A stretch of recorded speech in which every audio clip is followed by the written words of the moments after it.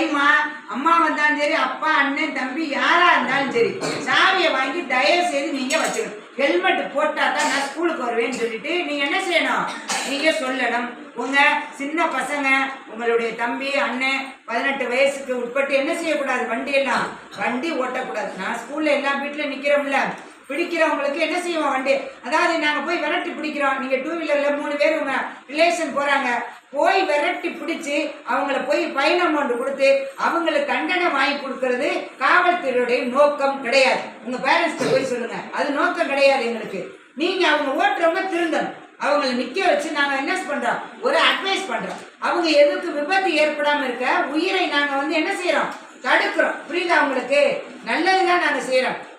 அதனால நாங்கள் சென்ட் மேரிஸ்ல நிற்கும் போது அந்த ரூசோ சிலையோட கட் பண்ணி போறது, அங்க நிக்கிறது உங்க ஆளுக்கு அப்புறம் என்ன செய்யறாங்க, உங்க ரிலேஷன் நம்ம ஆளுங்க தான், வேற என்ன. ஓடி எங்க போனாலும் நாங்க விரட்டி பிடிச்சிரும். விரட்டி பிடிச்ச உடனே அவங்கள பனிஷ்மெண்ட் கொடுக்கறதுடைய நோக்கம் கிடையாது. உயிரை போறதை நாங்க விபத்து ஏற்படுறதை என்ன செய்யறோம், நாங்க தடுக்கிறோம். புரியுதுல? அதுக்கடுத்து உங்களுடைய சேஃப்டி எப்படி, நீங்க சேஃப்டி எப்படி இருக்கணும், நீங்க வீட்டுக்குள்ள அடங்கி பத்திரமா கதவை பூட்டிக்கிட்டு இருக்கணுமா, அதுதான் நம்ம சேஃப்டி? அதெல்லாம் கிடையாது. நம்ம யாராக இருந்தாலும் நம்மளுடைய ரிலேஷன், நம்மளுடைய பிளட் ரிலேஷன் தவிர மற்றவங்கள்ட்ட நம்ம கொஞ்சம் டிஸ்டன்ஸ், ஓகேயா? அப்படித்தானே இருக்கணும். அப்பாவை இருந்தாலும் நம்ம என்ன செய்யணும், அவர் ஆண் தான். நம்மளுடைய கூட பிறந்த அண்ணன் தம்பி யாரா இருந்தாலும், மாமா தாத்தா யாராக இருந்தாலும் கொஞ்சம் நம்மளை குட் டச் பேட் டச் உங்களுக்கு சொல்லி கொடுத்துருக்காங்களா ஸ்கூல்ல? குட் டச் பேட் டச் இருக்கா? எந்த டச்சுமே கிடையாது. நான் அன்னைக்கு சொல்லலாம், அதே தான். எந்த டச்சுமே கிடையாது. என்ன டச்சு?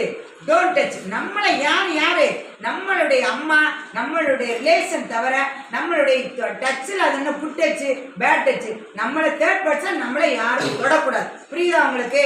நம்ம அம்மா தான் நம்மளை குளிப்பாட்டணும். புரியுதா? வீட்டில் இருக்காங்கல்ல, அவங்க தான் நம்மளை என்ன செய்யணும்.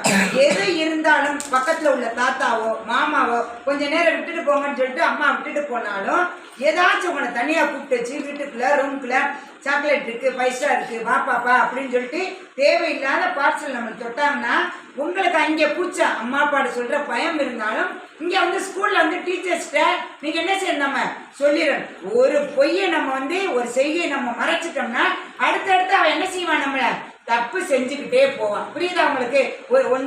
ஒரு இடத்துல நம்ம தொட்டமே பாப்பா நம்ம சொல்லலையேன்னு சொல்லிட்டு மறுபடியும் என்ன ஆகும், தப்பு நமக்கு இன்க்ரீஸ் ஆகிட்டே போகும். அதனால நம்ம என்ன செய்யக்கூடாது, நம்ம எதையுமே நம்ம மறைக்க கூடாது. புரியுதா உங்களுக்கு? எதாத்தையுமே என்ன செய்யணும், அம்மாட்ட ஃப்ரீயா நம்ம பேசிடணும்.